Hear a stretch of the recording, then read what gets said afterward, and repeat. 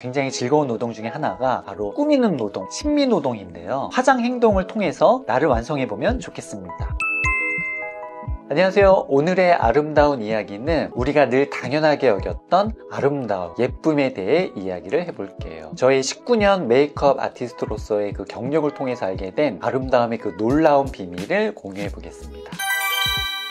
메이크업 아티스트로서 제가 생각하는 여성분과 남성분의 아름다움, 멋있음은 여러 가지 모습을 가지고 있습니다. 제가 생각하는 그 예쁜 외모, 단정한 외모는 단순히 매끈한 피부나 잘생긴 얼굴만을 뜻하진 않습니다. 진짜 아름다움은 그 사람만의 그 특별한 점들과 자신감에서 나온다고 생각을 하는데요. 예를 들어서 걸음걸이, 손동작, 표정, 말하는 목소리, 깔끔한 머리 모양, 옷 입는 스타일, 그 사람의 내면에서 나오는 빛나는 모습, 이 모두가 아름다움이라고 생각합니다. 메이크업 행동의 진정한 목적, 화장 행동의 진정한 목적은 타고난 아름다움을 더 돋보이게 해주고 그 사람만의 그 특별함을 보여주는 것입니다. 모든 사람들의 얼굴은 각각 다른 이 그림들처럼 개성이 다 다르기 때문에 이 메이크업은 그런 특별함을 더 빛나게 해주는 예술이라고 생각을 합니다. 때로는 자연스러운 메이크업으로 건강한 피부를 보여줄 수도 있고, 때로는 화려한 색상으로 강한 나의 매력을 표현할 수도 있습니다. 그래서 19년간 제가 메이크업 아티스트로서 활동하면서 깨달은 메이크업 행동의 핵심을 정리해 보았습니다.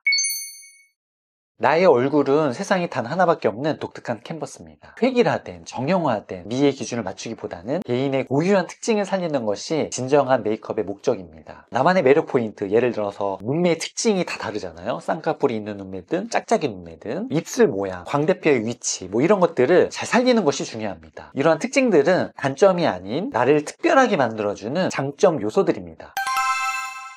메이크업은 단순한 화장이 아니라 나를 표현하는 도구가 됩니다. 나의 내면의 아름다움을 외적으로 드러낼 때 표현할 수 있는 이 메이크업 행동 자체가 매개체 역할을 할 수가 있습니다. 메이크업을 통해서 그날의 기분이라든지 장소에 맞는 나를 표현할 수가 있죠. 때로는 은은한 누드톤으로 립을 바른다든지, 때로는 과감한 레드립으로 그날의 나를 표현할 수 있죠.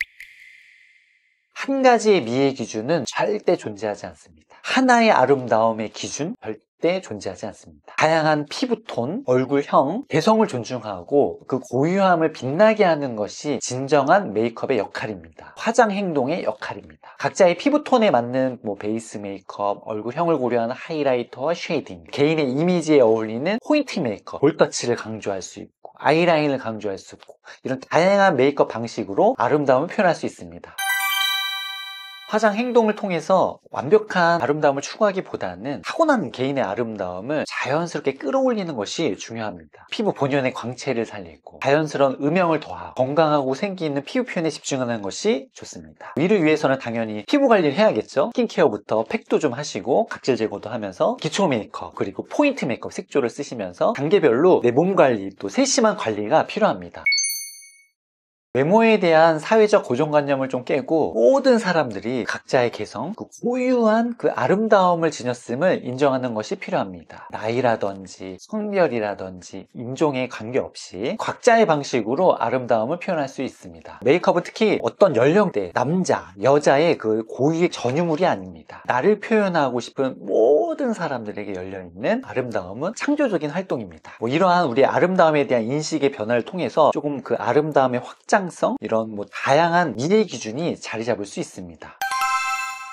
과거의 아름다움에 대한 연구를 살펴보면 우리가 다 알고 있는 위대한 예술가이자 또 과학자였던 레오나르도 다빈치가 있는데요. 그는 1490년경에 인체를 깊이 있게 연구를 했습니다. 특히 다빈치는요, 예전에 그 고대 로마의 건축가이자 철학가였던 비트루비우스가 주장한 인체 비례론에 관심을 가졌었습니다. 비트루비우스는요, 어떤 주장을 했었냐면 인체의 각 부분이 서로 일정한 비율을 가진다라는 이론을 주장했습니다. 레오나르도 다빈치의 기록을 살펴보면 이 생명이 태어나는 자연이 낸 인체의 중심은 배꼽이다. 등을 대고 누워서 팔다리를 뻗은 다음에 캔버스 중심을 배꼽에 맞추고 원을 돌리면 두 팔의 손가락 끝과 두 발의 발가락 끝이 원에 붙는다 라고 했습니다. 정사각형으로 된다고도 했습니다. 사람 키를 발바닥에서 정수리까지 잰 길이는 두 팔을 가로 벌린 너비와 같기 때문이다 라고 말했습니다. 레오나르도 다빈치는 비트루비우스의 이론을 단순히 받아들이지 않았고요.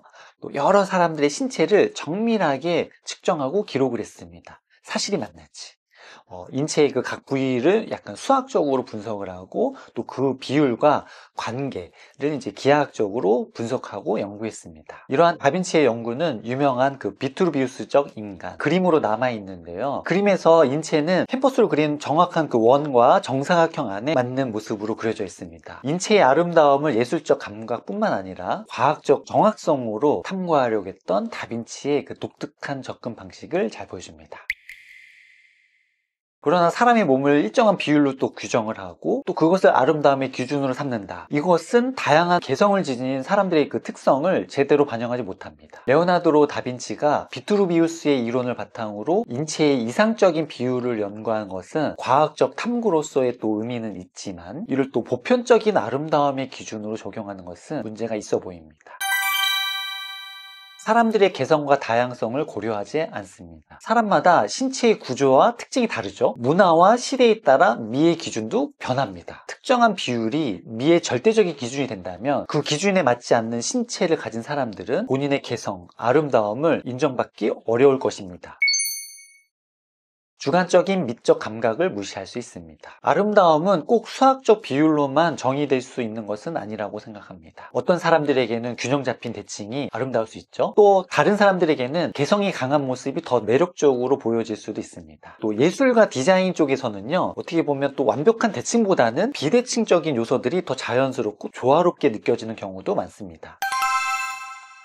사회적 고정관념을 강화할 위험이 있습니다. 특정한 비율을 이상적이다라고 규정을 하게 된다면 그 기준에서 벗어난 많은 사람들은 자신을 부족하게 느낄 수 있습니다. 이는 현대사회에서도 외모지상주의와 결합을 해서 이 외모에 대한 불필요한 압박을 조장할 수 있습니다. 결국에는 인간의 그 아름다움은 단순한 비율이나 수학적 규칙으로 절대로 정의할 수 없는 개별적이고 굉장히 주관적인 가치입니다. 모든 사람들은 각자의 그 독특한 특징을 가지고 있고 그런 특징들, 개성이 조화를 이루는 것이야말로 진정한 아름다움이라고 할 수 있습니다.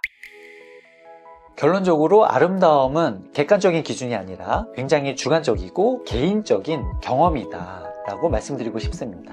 메이크업은 이러한 개인의 고유한 아름다움을 발견하시고 표현하시고 아름다움의 창의적인 여행이다 라고 생각하시면 좋을 것 같은데요. 우리가 당연하게 생각했던 보편화된 아름다움과 그 이면의 현대화된 아름다움의 확장에 대해 오늘 한번 생각해 보았습니다.